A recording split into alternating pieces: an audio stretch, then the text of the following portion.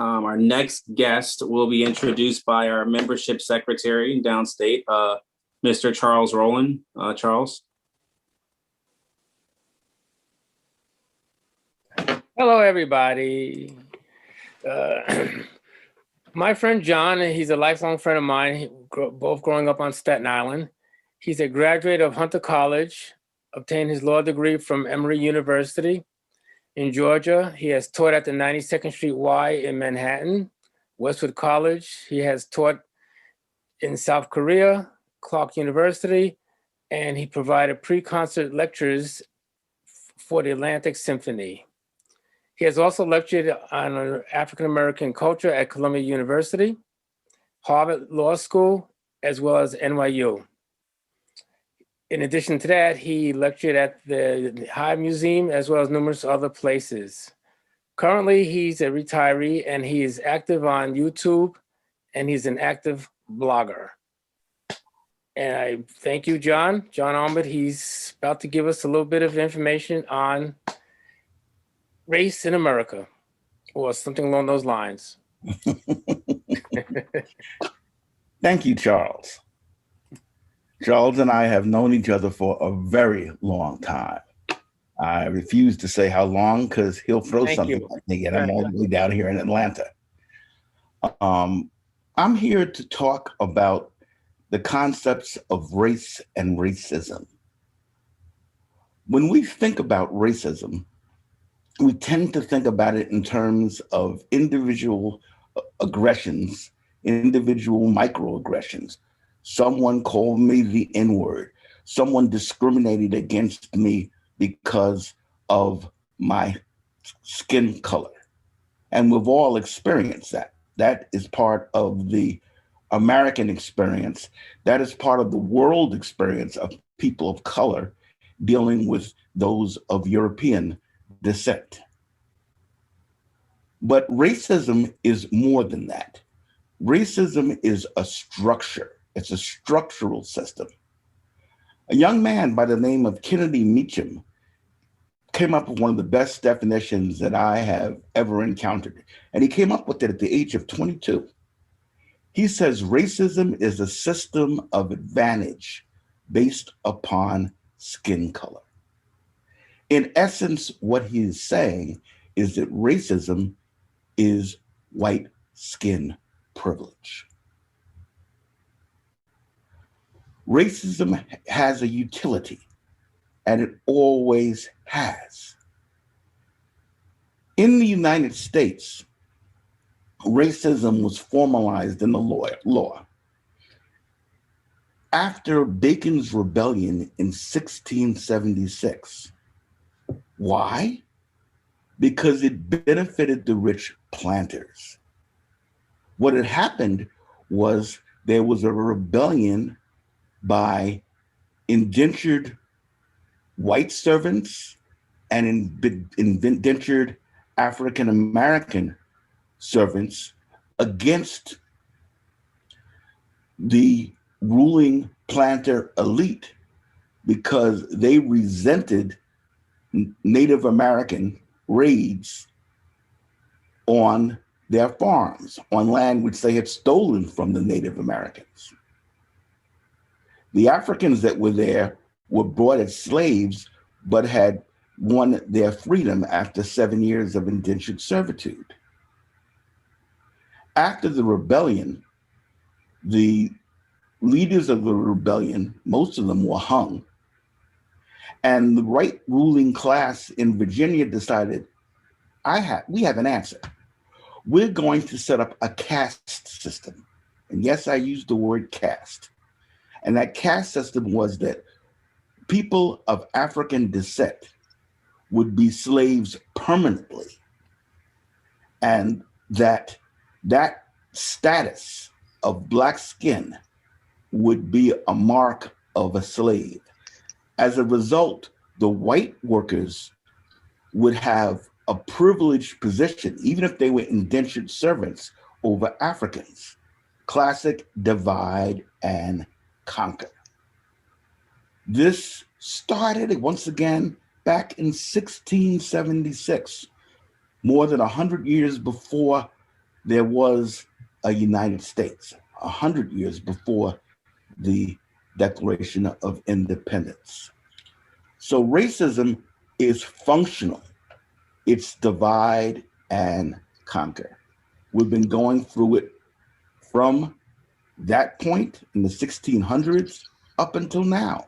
What Donald Trump was doing when he came down that escalator and talked about Mexicans as being criminals, talking about people from S-hole countries, was exactly the same thing that the planters were doing in Virginia in 1676, and which spread through all the counties. And I want to mention that rebellion destroyed the Jamestown colony, the first colony, permanent settlement of Europeans of English descent in the what is now the United States. Racism and the utility of racism have caused many scholars over the past 40, 50 years who came up during the civil rights movement and were active in it to look at race and race in America differently than previous generations have. During the 30s, people like W.E. Du Bois came up with the concept of the new Negro. If only we're acceptable, if only we are good Black people, we can show white people that we deserve to be there. My parents were that generation of the 1930s. I was raised that way. It didn't work. Later on, Du Bois moved on and became, well, maybe if we have a class struggle, he became a communist. He said, maybe if we have class struggle, that'll work.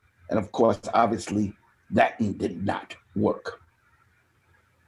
But people that came out of the civil rights movement, and one particular, a lawyer who worked under Thurgood Marshall at the NAACP, and later became the first Black dean of a law school in the United States, and later a renowned Harvard law professor by the name of Derek Bell, came up with a school of thought which is now called critical race studies.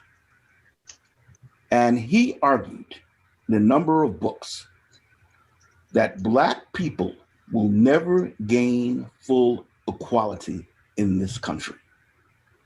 Even those Herculean efforts we hail as successful will produce no more than temporary peaks of progress, short-lived victories that slide into irrelevance as racial patterns adapt to ways that maintain white dominance. This is a hard to accept fact that all history verifies. What is he talking about? We think of like Brown versus the school board in 1954 as a major victory in civil rights, the integration of the schools. Are the schools in New York City integrated now? They're the most segregated in the country, as they have been. I was part of the first integration attempt in New York City schools in 1961. They're still segregated. Was it 76% of New York school students go to segregated schools? White people will not accept us. This is a reality. So, As some people have said to Derek Bell, and people have said to me when I raise this issue, well, you're taking away our hope. I know a certain sociologist and social worker who has said that to me many times over the years.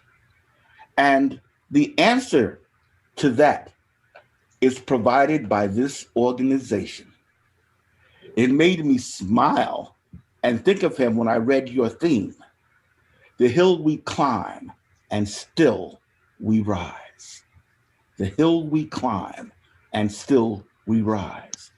It reminded me of a European legend coming out of ancient Greece, the myth of Sisyphus, which was put into a book by Albert Camus during the 1950s. And basically, it's the idea of this man who was condemned to hell. He was a king. And his hell was he had to roll a rock up the hill and have it roll back down again.